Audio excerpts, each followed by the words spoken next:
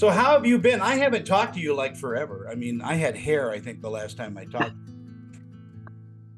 That's all right. I have a smaller ass. Yeah, well, I was a much bigger ass then. Oh, I see. I don't know how long it's been. Long time.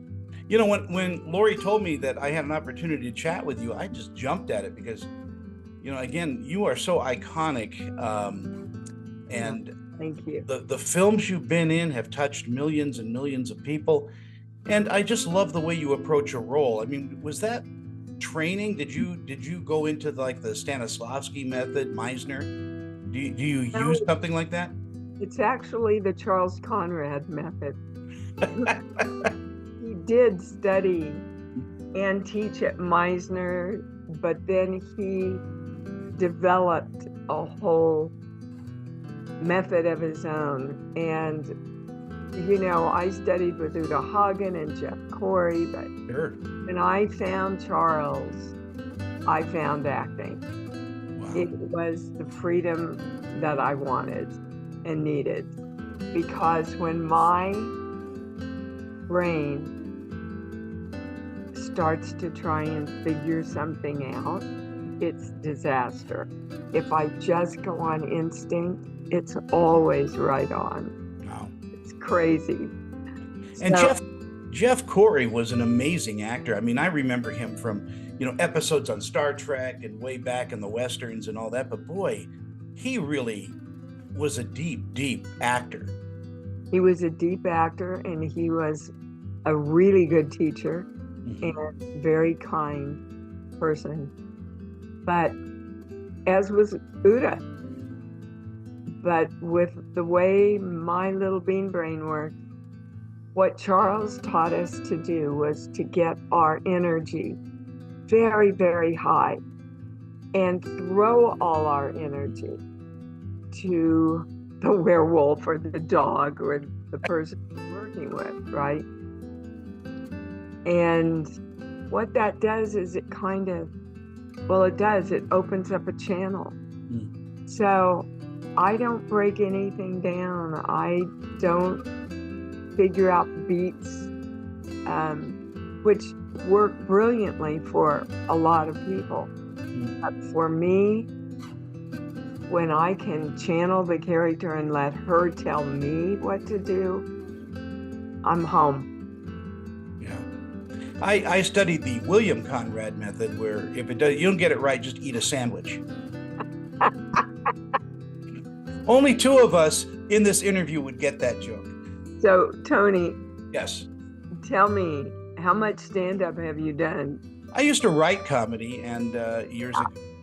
And by the way, I don't know if you've ever met my aunt. My aunt was June Foray, the voice actress. I believe I did meet her years ago. Worked for Jay Ward and Disney and all of that. So I have a background in trying to make people laugh for some reason. I see. Well, you're good at it. Well, thank you, Dee. Talk to me a little bit about the new film. Roswell Delirium is an interesting, intellectual, and emotional ride through a girl's mind and her life, and how she's trying to make sense of what has happened to her.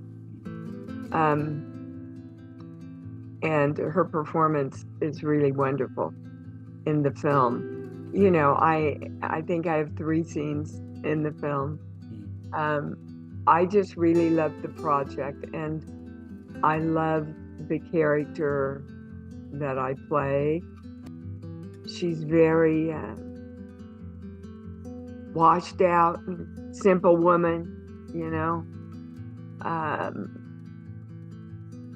but when she tries to find her child that she has taken to give to the aliens in her belief system, and her child doesn't show up again, it's a pretty emotionally charged, hysterical kind of scene. And this is, you know, I don't want to say it's a science fiction film. It does have those elements, but really it's a psychological drama. It's a very, and there are people around with psychosis like this that, or we call it psychosis, I suppose, where they feel like they've been, followed or taken up or whatever. And this really does a great job in explaining some of that. Yes, it does. It's not a film that you can sit back and work on other stuff and take phone calls while you're watching it, because you really do have to follow. It's so finely written and intermingled, all of the information.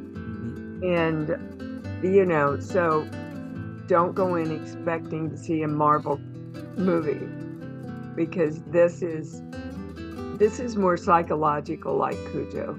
Yeah. Which is well, what a great movie that was too. Cujo, just I gave away my dog right after that. Oh, come on. But again, how this is approached. I mean, the dialogue is crisp. It's got a new twist on kind of an older theme. Yeah. But boy, everybody in this movie is spot on. I mean, even the background people. Yeah, well, that.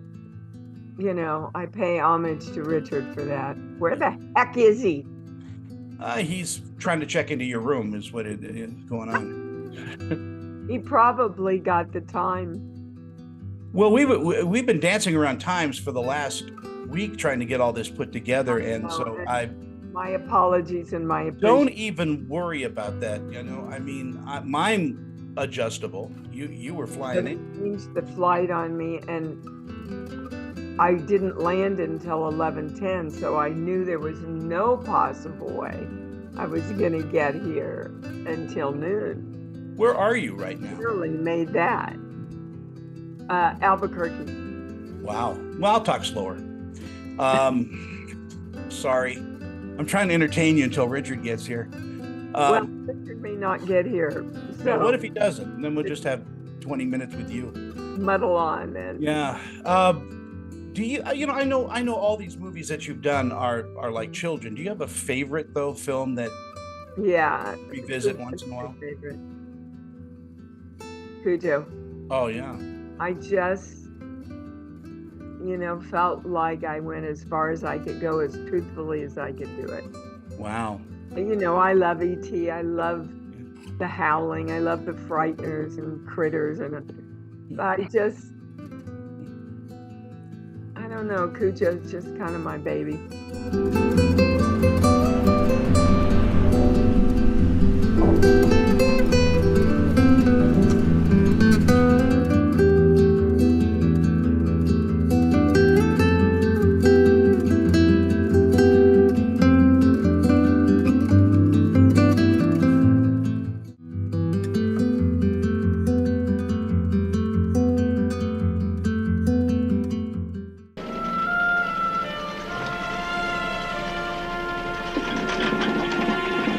Arrived, Hatter.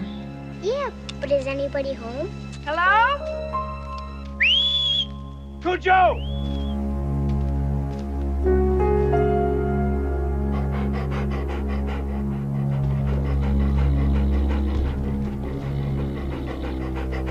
Cujo? I can't get my damn own seatbelt off. All right. You pull while I push. No, I can't get it. Pull.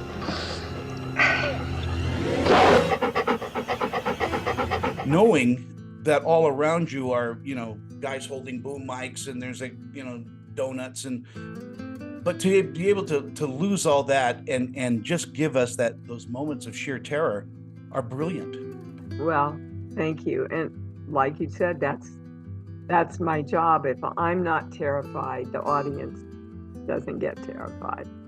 And I was so fortunate to have Danny Pintaro to work with. That little 6-year-old kid was brilliant. Absolutely brilliant. And of course, my real life husband, Christopher Stone, played my lover in it.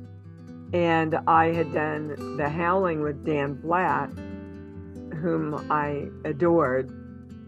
And when he sent me the script, I read it and I called him and I said, "Oh my God, Dan, I have to do this part. This is an amazing part. But you know, that love scene's very graphic and I don't do nudity." He said, "Well, we want to hire Christopher to play your lover." I said, "Great." And I still don't do nudity. So, we'll work it out, Dee. We'll work it out. It certainly was, again, very memorable, and your character. So, as I keep saying, it's very deep. Who this woman is. Yep, they treated me for exhaustion for 3 weeks after I finished that film. Yeah. What does a script have to have for you to say yes to? First of all, it has to be believable. The dialogue has to be believable. It needs to be put together well, built well. I always appreciate more projects that challenge me in some way. And yeah, the realness and the authenticity that I feel about the character is probably the most important thing. You know, you can talk to a director, producer, writer and say, you know, this scene needs to be tweaked a little. I don't think she'd really say that. You can, but if the bones, the raw bones of the character aren't in place, I can't grasp whether I want to do it or not.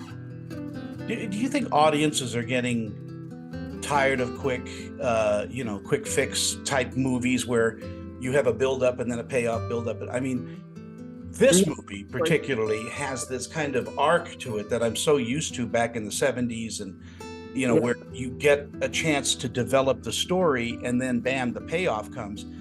I think audiences are tired of being, led by the nose, so to speak. I think the attention span of a lot of our audience is coming from social media and wants a quick fix. Unfortunately. Yeah. That's what all the Marvel things are about, and we're confronted with so much drama and anger and fear in our real lives these days that we want to go somewhere for entertainment where we can detach and not have to deal with any of that. Yeah. We're not paying attention enough, as I'm talking in general, to the writer's words and to how structure, what I'm used to structure in a movie. And those movies are fine once in a while, but now every movie seems to be like that, where it's special effects. It's all about that and not about, the actor. Well, Maestro's a good example of that. Brilliant acting, very complex script, but you have to focus and you have to really pay attention and go on the ride of who these people are and what happened in their lives. And a lot of people just don't want to do that. Yeah. And Carey Mulligan, by the way, so glad she did this role. Who?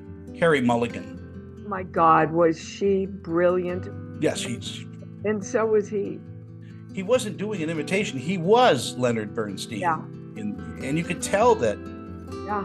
It's a cut above. That acting was a cut above.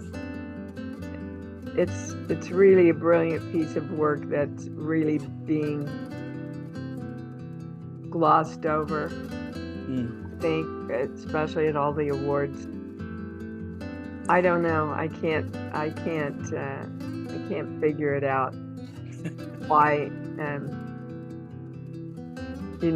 I probably shouldn't say what I'm gonna say. Well, I just was one of the presenters on the Family Film Festival, and there was a category, most iconic film, most iconic family film, and E.T. lost out to Ghostbusters. wow. I don't get it.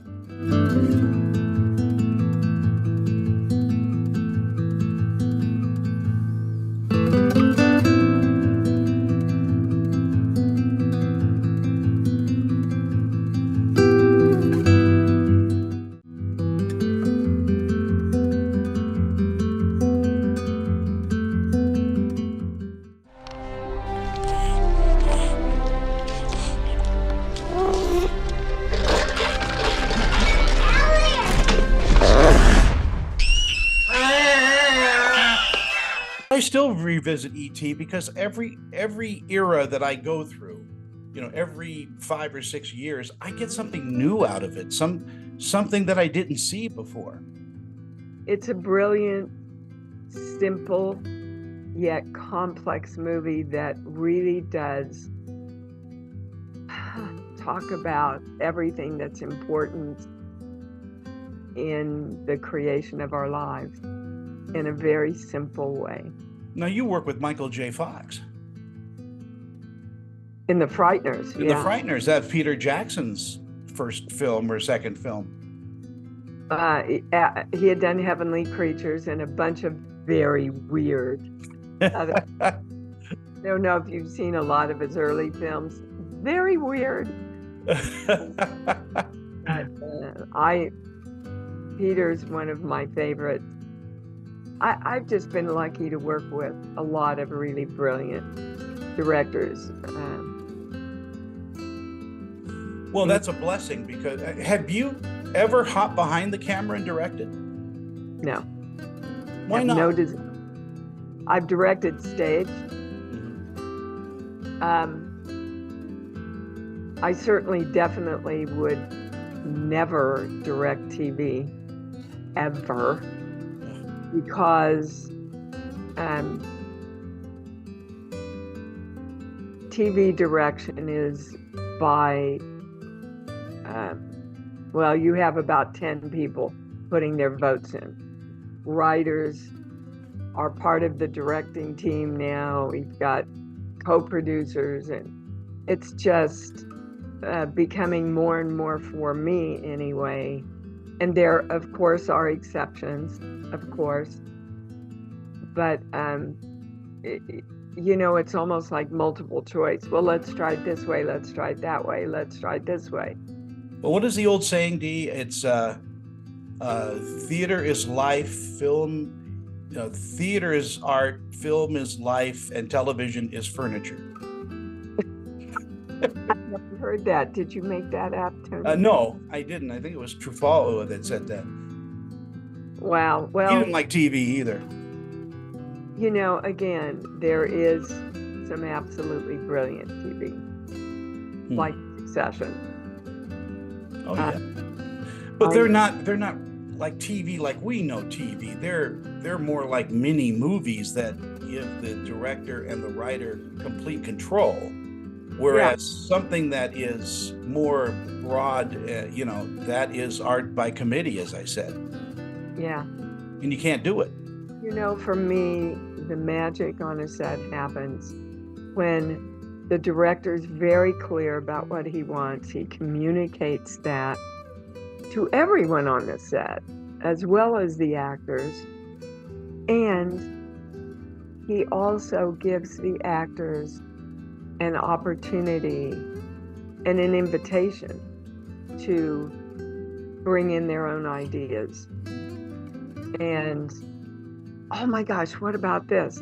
I mean, magic has pretty much happened on every set with every big major director that I've ever worked with, because we were given the freedom to go with what the character wanted to do in the moment, and that led to 3 other magic moments. When they went from film to that digital media, I think actors were allowed a little bit more leeway to ad lib, to go off script and try things new, because you're not counting how much it's costing for the, the 35 millimeter, take. Yeah. But I think it's better sometimes when you're allowed to explore that character naturally. So you do like 5 takes the way the director wanted, then you get that one take maybe as as the way you see it. Yes.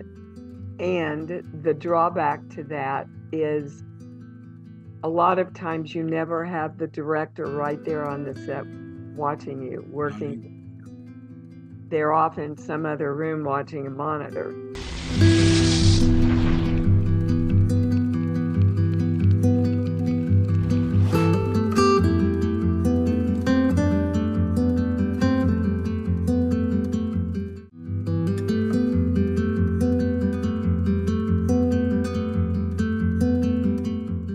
Dee, I love you. Thank you so much for your time and this beautiful interview. And hopefully I'll catch up with Richard on another interview.